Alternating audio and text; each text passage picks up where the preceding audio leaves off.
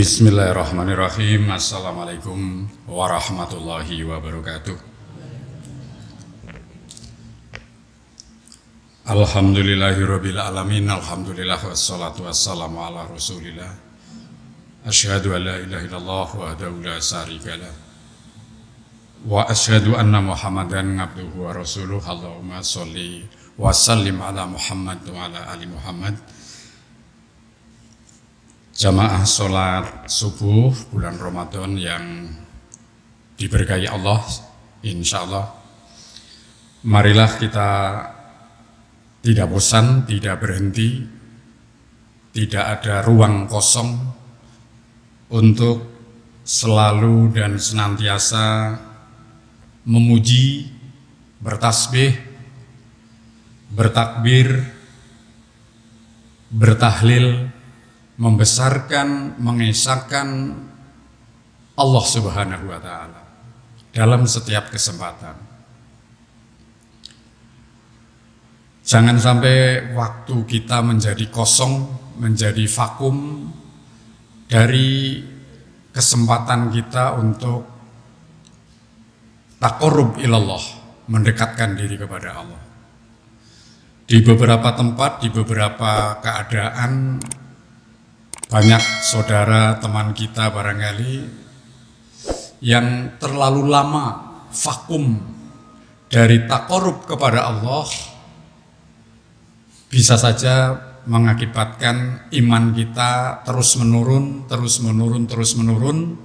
dan pada akhirnya lupa dan jauh dari Allah Subhanahu wa Ta'ala.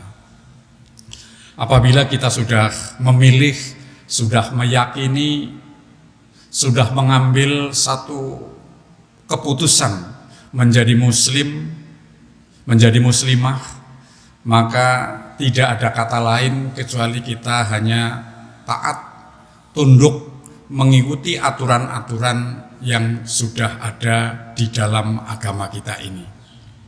Jangan kemudian kita menjadi setengah-setengah dalam beberapa urusan, ikut model Islam, dalam beberapa hal yang lain mengikuti model yang lain. Jadi dalam bahasa Arab kita itu harus masuk ke dalam agama Islam ini kafah, totalitas, dan tidak ada ruginya, tidak akan mengurangi apapun, tidak akan merepotkan, tidak akan mendolimi orang apabila kita masuk di dalam ajaran-ajaran Islam ini secara kafah. Ya hanya saja memang kadang-kadang menjadi bahan diskusi ketika orang-orang yang tidak suka, yang tidak sejalan mengatakan negara kita kan bukan negara Islam, sehingga ya menyesuaikanlah, toleranlah, kemudian tepo selirolah gitu. Bahkan ketika ada yang mengatakan atau memberikan satu harapan dengan kalimat di spanduk, hormatilah bulan puasa. Kayaknya memang indah itu, hormatilah bulan puasa. Maksudnya beberapa orang yang mungkin tidak puasa supaya menyesuaikan diri. Ketika beberapa orang lain juga memiliki satu prinsip yang berbeda, kenapa orang Islam tidak menuliskan spanduk hormatilah orang yang tidak puasa gitu loh. Jadi ojo dumeh agi puasa terus mintanya terus dihormati terus, tetapi ada orang yang tidak puasa malah tidak dihormati oleh orang yang berpuasa. Ya ini persoalan-persoalan yang selalu menjadi perdebatan di dalam ya kehidupan kita di sebuah negara, memang negara Pancasila dengan dasar Undang-Undang Dasar 45, tetapi sebagian besar penduduknya beragama Islam. Untuk itu kita memang tidak masuk dalam perdebatan-perdebatan seperti itu.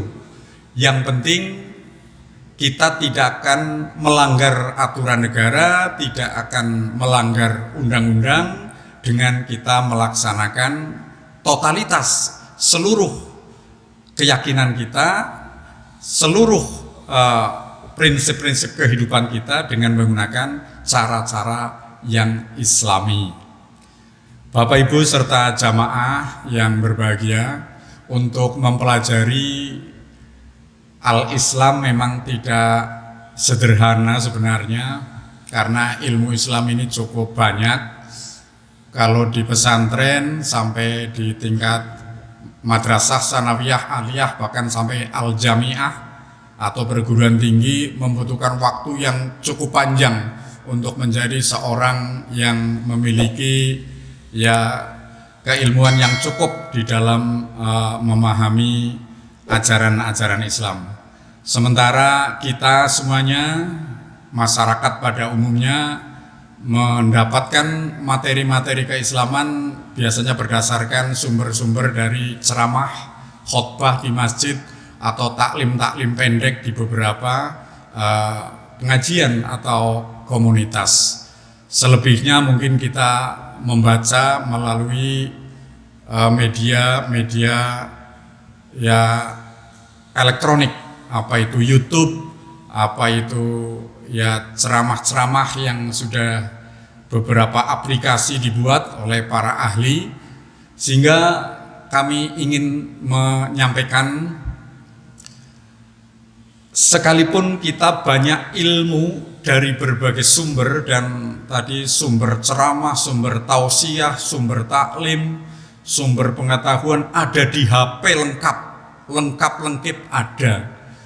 Tetapi nuwun sewu, sumber-sumber itu sifatnya sepotong-sepotong, tidak melalui pembelajaran secara runtut, secara tahapan-tahapan.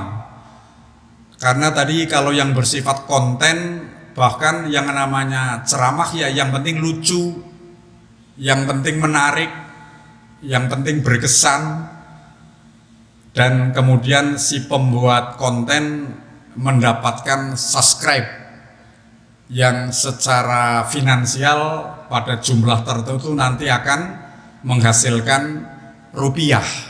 Sehingga nyaris ceramah-ceramah, kajian-kajian yang ada di konten-konten pendek dalam media sosial terutama itu adalah sesuatu yang lucu, yang banyak lucunya, banyak menghibur, banyak menarik. Sementara kajian-kajian keislaman yang tekstual biasanya melalui umpamanya per bab, kita mulai mendalami bab wudu. Ini mulai dari dasar-dasar hukum, ayat, hadisnya, bagaimana Rasulullah melaksanakan, itu relatif membosankan. Kemudian awang-awangan itu diikuti kadang-kadang karena nggak lucu, kemudian nggak menarik, ngantuki. Padahal sesungguhnya kita membutuhkan itu agar tahapan-tahapan dari ibadah kita yang bernama sholat itu, apakah wudhu kita sudah sesuai dengan tuntunan Rasulullah. Banyak faktor, mulai dari wudhu, tayamum, kemudian gerakan-gerakan dalam sholat, lalu bacaannya, karena dari berbagai macam model, berbagai macam sumber, bacaan sholat kita juga ada beda dikit-dikit. Tetapi beda pun nggak apa-apa, asal semuanya melalui dasar hukum yang kuat. Nah, ini sebenarnya ke depan mungkin minggu-minggu yang akan datang, sambil taklim pendek, kita membutuhkan kajian-kajian yang spesifik dan tematik, tetapi sekali lagi itu membosankan, tidak menarik, dan tidak pakai lucu.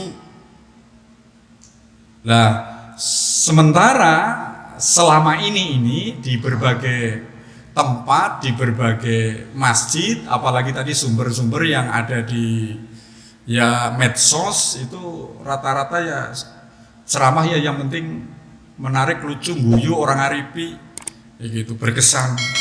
Lah, hal ini akan berakibat nanti adanya kebimbangan dan kebingungan karena hampir semua sumber sama. Saya punya ponakan pada akhirnya tanya, "Sing bener jane ndi dening kok bener kabeh dilakoni ki siji ngomong kaya iki, siji ngomong kaya iki." Ya, pada tataran ketika kita punya pembanding, kita punya dasar awal, berbagai macam informasi kita bisa menyaring, kita bisa memfilter.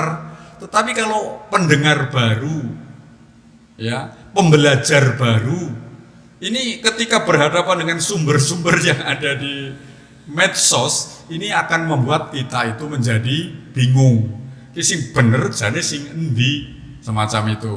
Untuk itu boleh-boleh saja kita mengambil pelajaran sumber dari tadi referensi ya internet, Google atau medsos, tetapi kita harus punya maroji, punya